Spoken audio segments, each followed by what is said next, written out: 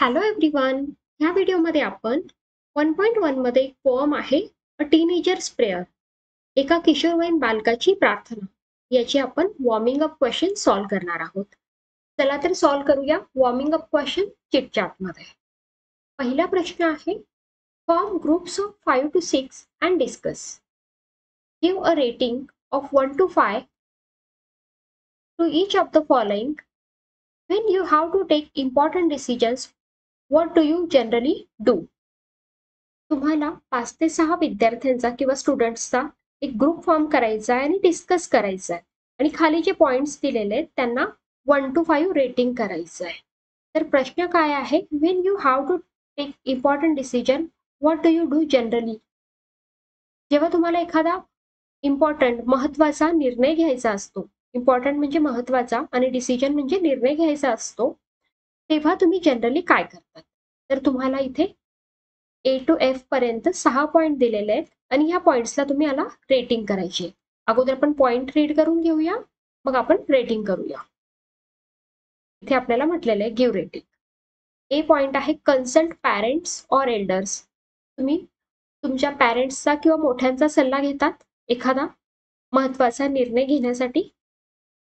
बी point आहे, contact friends for advice. तुम्ही तुमच्या फ्रेंड्सशी कॉन्टॅक्ट करतात ॲडवाइससाठी. सी पॉइंट आहे, प्रे टू गॉड फॉर गायडन्स.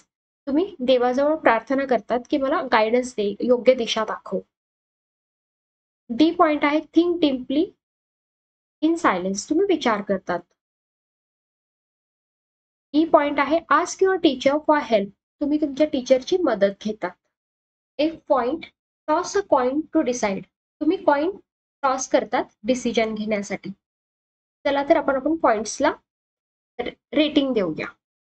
तर जनरली तुम्ही काय करतात, अगोदर कन्सल्ट पॅरेंट्स ऑर एल्डर्स किंवा थिंक डीपली इन सायलेन्स किंवा कॉन्टॅक्ट फ्रेंड्स फॉर ॲडवाइस. याच्यापैकी तुम्ही काय करतात अगोदर, जनरली तुम्ही विचार करतात अगोदर, म्हणून याला आपण पॉइंट नंबर 1 देणार. नंतर तुम्ही तुमच्या फ्रेंड्सची ॲडवाइस घेता कधीतरी किंवा पॅरेंट्सशी कॉन्टॅक्ट करतात. मग 2 नंबरला जो पण पॉइंट असेल तुमचा तो तुम्ही इथे त्या पॉइंटला तुम्ही 2 नंबर देणार. तर कन्सल्ट पॅरेंट्स आणि एल्डर्सला सेकंड नंबर देणार मी. Contact friends for advice third. नंतर ask your teacher for help fourth. Pray to God for guidance fifth. And toss a coin to decide sixth. तुमची रेटिंग इथे चेंज सुद्धा होऊ शकते. ओके, नेक्स्ट क्वेश्चन आपण study करूया. In poetry, very often there are lines in which the poet seems to talk directly to an absent person, an abstract idea, or things or object. बऱ्याच वेळा कवितेत लिहिलेल्या ओळींमधून कवी एखाद्या अनुपस्थित व्यक्ती किंवा अमूर्त वस्तू किंवा कल्पना किंवा परमेश्वर किंवा मृत व्यक्ती इत्यादींना संबोधून किंवा उद्देशून काही विधान करत असतो. त्या विधानाला काय म्हणतात. Such a tactic or device use by poet is the figure of speech apostrophe. त्या फिगर ऑफ स्पीचला काय म्हणतात, अपॉस्ट्रॉफी म्हणतात. तर त्याची इथे उदाहरणं दिलेली आहेत. For example, twinkle twinkle little star.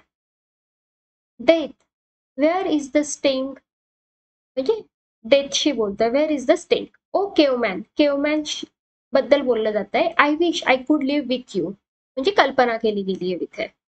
So now complete the following statement examples of apostrophe of your on.